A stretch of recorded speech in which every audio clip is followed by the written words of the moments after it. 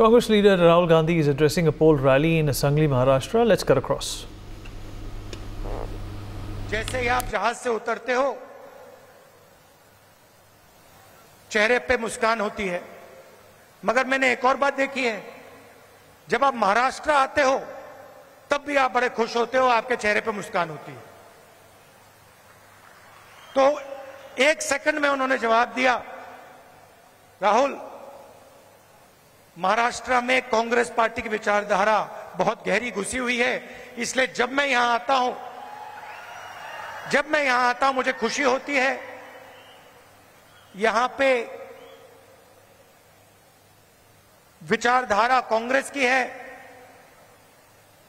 अंबेडकर जी की है, शिवाजी महाराज,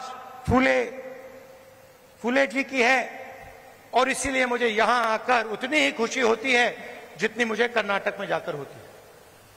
और यही मेरी फीलिंग है। जब भी मैं महाराष्ट्र आता हूं मुझे लगता है कि ये जो प्रदेश है हमारी विचारधारा का गढ़ है, फाउंडेशन है, और आप लोगों के डीएनए में हमारी विचारधारा है। और लड़ाई विचारधारा की है। जो आप हिंदुस्तान में देख रहे हैं, ये सिर्फ पॉलिटिक्स नहीं है। पहले पॉलिटिक्स चलती थी, राजनीति चलती थी। आज हिंदुस्तान में आइडियोलॉजिकल लड़ाई चल रही है, विचारधारा का युद्ध चल रहा है। और एक तरफ कांग्रेस पार्टी और ये सब महापुरुष, और दूसरी तरफ बीजेपी। हम सोशल प्रोग्रेस चाहते हैं, हम सबको जोड़कर एक साथ आगे ले जाना चाहते हैं, और वो चाहते हैं कि चुने हुए लोगों को हिंदुस्तान का पूरा फायदा मिले। दलित दलित रहे, पिछड़े लोग पिछड़े रहें, आदिवासी आदिवासी रहें, और जो जात का ढांचा है वो वैसा का वैसा रहे। ये हम दोनों के बीच में लड़ाई है, और ये आपको पूरे देश में दिखेगी। वो नफरत फैलाते हैं, हिंसा फैलाते हैं, एक धर्म को दूसरे धर्म से लड़ाते हैं, एक जात को दूसरी जात से लड़ाते हैं, एक भाषा को दूसरी भाषा से लड़ाते हैं। मणिपुर देखिए, पहली बार हिंदुस्तान की हिस्ट्री में सिविल वॉर जैसा माहौल बना हुआ है, मगर आज तक 1.5 साल हो गया, आज तक हिंदुस्तान के प्रधानमंत्री मणिपुर नहीं गए, जा ही नहीं सकते,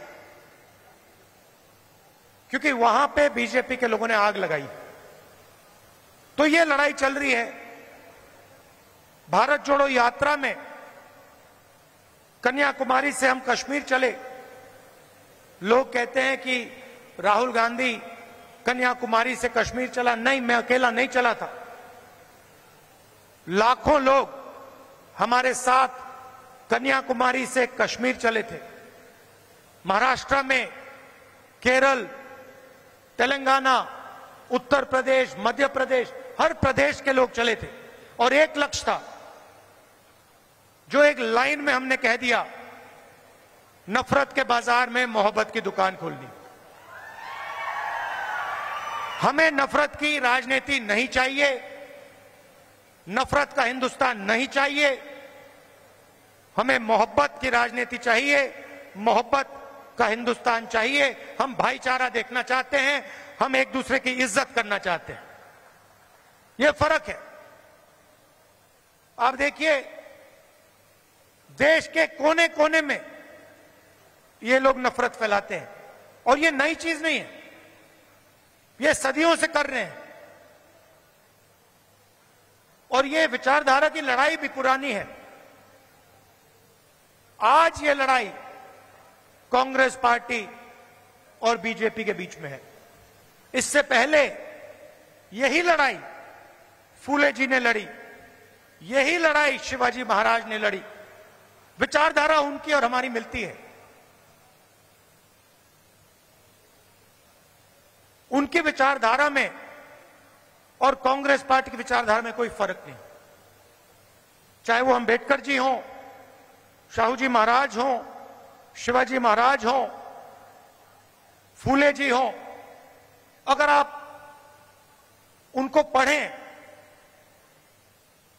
उनके आइडियाज को देखें, समझें, तो आपको पता लगेगा कि फूले जी के आइडियाज, अंबेडकर जी के आइडियाज, शिवाजी महाराज के आइडियाज हमारे कॉन्स्टिट्यूशन में आज है।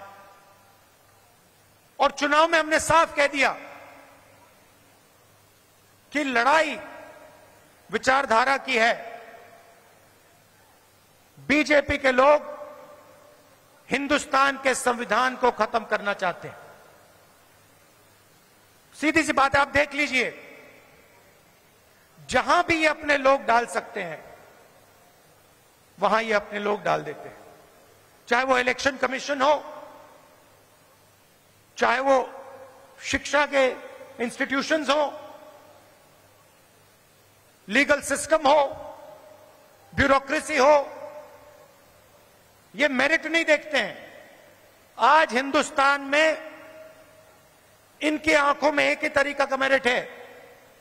अगर आप आरएसएस के हो तो मेरिट है, अगर आरएसएस के नहीं हो तो आपके लिए इन संस्थाओं में कोई जगह नहीं।